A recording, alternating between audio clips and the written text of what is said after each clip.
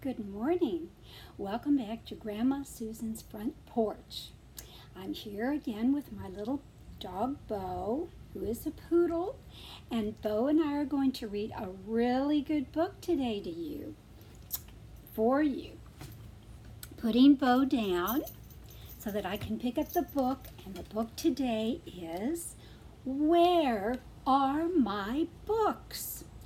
And it was written by Debbie Ridpath Owie. She wrote it and she painted or drew the illustrations inside, and they are wonderful. Where are my books? Let's see what it says.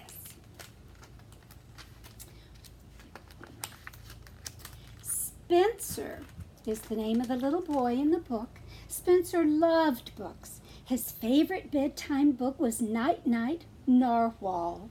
Sometimes he read it aloud. And a narwhal is a kind of whale. It has a very long tusk, which is really a tooth. And here's a picture of his little pretend narwhal that he takes to bed with him. See, it's got a long tooth there. Every night, Spencer put the book back where it belonged. That way he always knew where to find it. Until one morning, let's see what happened. Where is my book? Bo, you need to be quiet so you can listen to the book. Spencer looked everywhere, but it was no use. See, he's looking under his bed. Night-Night Narwhal was gone. That evening, he chose Tenacious Todd. It was okay, but Todd was a toad, and toads were amphibians, and amphibian books were supposed to be for right after lunch story time. He's very organized, isn't he? When Spencer woke the next morning, woke up, Tenacious Todd was gone. Next to go was Send in the Clownfish. Then Beluga vanished. Sea Monkey and Bob went missing.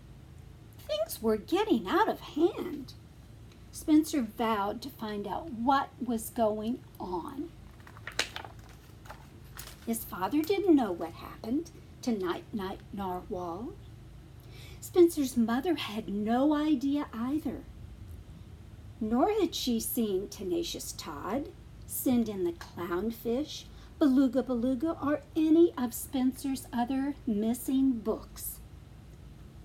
That only left one person. Who do you think that could be?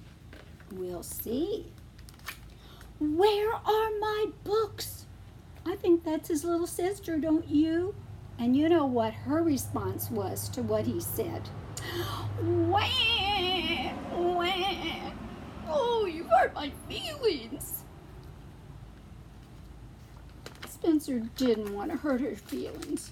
So you know what he did? His mom suggested, perhaps, that he have a tea party. Share a little tea party with his little sister. And I guess he did. He doesn't look really happy about it, but she is absolutely thrilled. That was nice of him. It was time for a new plan. What's his new plan? That night, Spencer set a trap with his copy of Space Frog Sam. And I think from looking at the pictures that Miss Owie has given us, he has wrapped up his narwhal in a thread and wrapped up his book with the end of that thread. So if the narwhal moves out of his bed when he's got it close to him, then he can tell that the book is being moved also. The next morning, I think the narwhal's leaving his bed? The thread's working. It was time for Spencer to get his books back. There goes the narwhal connected to the thread and the book up in the air. Where are my books? He's following. Let's see where it goes. Spencer ran faster. The thief was just around the corner. "Ha ha," he said, "that's my..." This is very suspenseful. Look who had his books. Can you believe it? The squirrels. The squirrels in the yard. And this little squirrel has some glasses on. I had no idea that squirrels could read or wore glasses. Of course, we know this book is just pretend, right?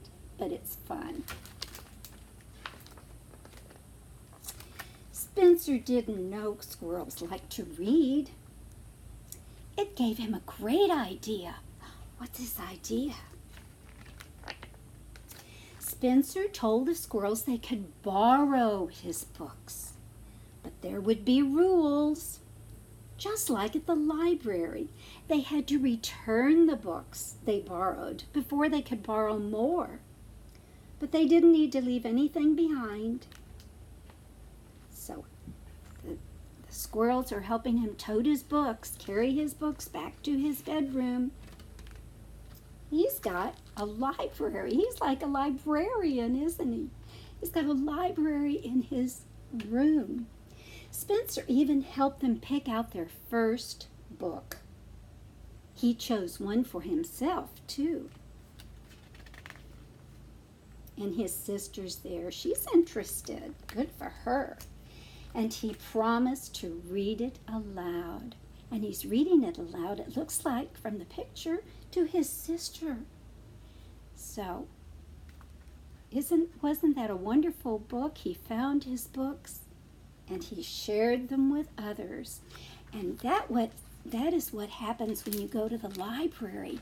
You borrow the books and then you bring it back. You bring them all back on time. It's a wonderful thing to go to the library. Make sure you get your mom or dad to take you to the library to borrow the books. That's so important. What do you think, Bo? Let me get Bo up here. He's looking out the other way. Come here, Bo. Come here. Say goodbye to the children. Here we go. So glad you listened to our book today. Bye-bye.